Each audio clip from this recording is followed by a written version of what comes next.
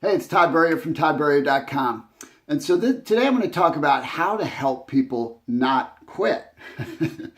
So how to help people not quit. So what inspired this message, and actually some of the information I'm going to give you as a structure it comes from Ray Higdon, and specifically from the book Go for No for Network Marketing. If you have not read this book, it's a phenomenal book. You definitely want to get it and share it with your teams.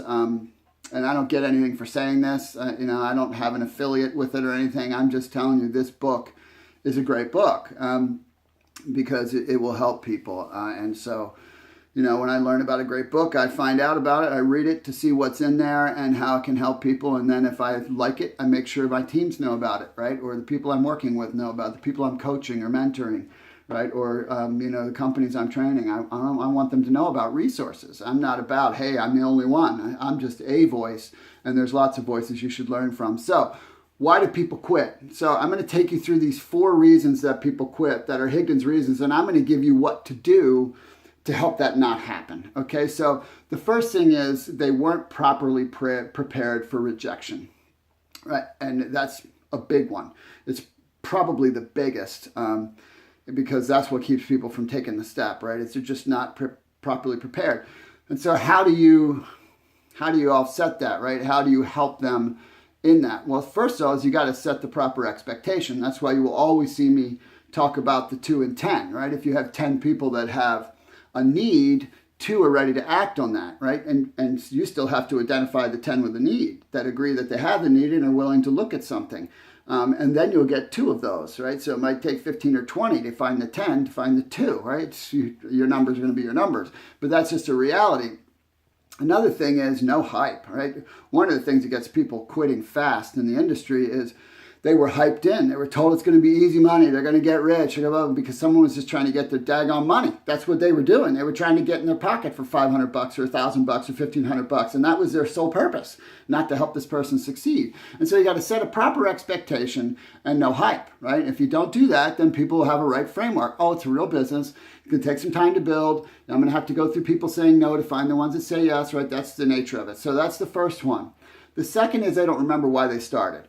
That's another big thing because people aren't used to even digging down to see why they want something in life. And so it's very important for you as their mentor, their coach, their sponsor, to help them get clarity on why it is they're getting involved, why they're started, and then you hold on to that information because you can keep it in front of them, right? You can use that, right? When they're having a difficult time, you can say, you can remind them, hey, remember, you're doing this because of blah, blah, blah. Not because you're trying to make $10,000 a month. It's the deeper thing, right? At the same time, they have to keep it in front of them. So you need to relatively fast encourage them to surround themselves with reminders. If it's pictures of their kids, put it right on the desk, right? Whatever it takes, they need to have that in front of them so that they constantly are reminded about why they're doing what they're doing. When someone says no to them or treats them poorly or they have a bad streak or they're just not getting anybody to sign up or they're not getting any new customers, which everybody has that, right? And so you got to help them to remember. So the third one is they don't consider the alternatives or the ramifications. This is an intense one, really, when you think about it, because if someone quits, right, what are they going to do? Seriously, what are they going to do? Right? They're going to have to do something else, right? That's one of their alternatives. They're going to do something else. Well, what's going to happen if they do something else? Doesn't even matter what it is. What's going to happen? They're going to have the same thing. They're going to have the same kind of struggles. They're going to have the same kind of obstacles. They're still going to have to get through it. So they're in the same field. They're just in a different address, right, of that field. They're just in a different part because it's their field, the field that they occupy in life. And so them doing something else doesn't change anything for them. The second alternative is they stay stuck. Staying stuck is miserable. Staying stuck is quiet desperation. Staying stuck is how people live lives that they contemplate they're not even worth it, where they wake up in the morning and go, why am I even here, right?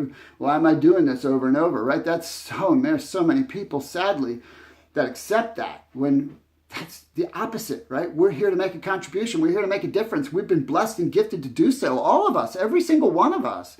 And so for anyone to feel that way, they need help. I mean, seriously, they need help. And so staying stuck, that's not an option. It's not an alternative, right? That's giving up. That means you're dead, but you're still breathing. I mean, truthfully, that's what staying stuck is. It's one thing to be stuck while you're trying to be unstuck, but it's another thing to just stay stuck and just say, okay, this is it. I'm not doing any more in life. I'm not making any kind of difference. And then the next thing is they don't think about the example that they would be setting for their kids, right? Or the people that love them. You want to set an example of quitting?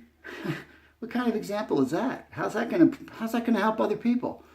It's not, right? No, as a matter of fact, it's going to hurt them. It's going to hurt them because they're going to think, okay, well, mom quit or dad quit, but I guess I'll quit, whatever it is. When it gets hard, I'll just quit. And then they also don't think about the fact that they're now going to make their friends right. They're going to make the friends right. The friends that said, hey, you're stupid, that'll never work. No, they just proved them right. When actually, it had nothing to do with whether it would work or not. It had only to do with whether they would work or not. But that's not what the friends are going to think. They're just going to say, blah, blah, blah. So that's what you got to help them see, right? You got to help them see that. Quitting is not an option, right? It's not an option. One option that's not an option. And then the last thing is they lack vision, right? They don't see the big picture. They don't see what's really possible. And the reason they don't is simple. They're not surrounded by any vision, right? People aren't used to having vision. Vision is big, right? Vision is like something bigger than self. And people they don't live lives where they're around vision, right? And so you as a leader have to cast that vision constantly, right? You got to constantly help people have vision.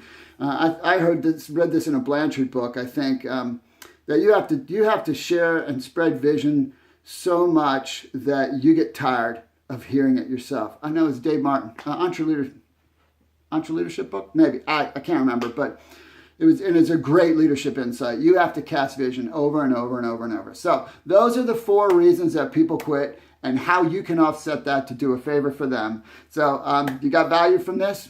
Please share it, right? Please share it and let others also have some value as well. And thanks for stopping by today.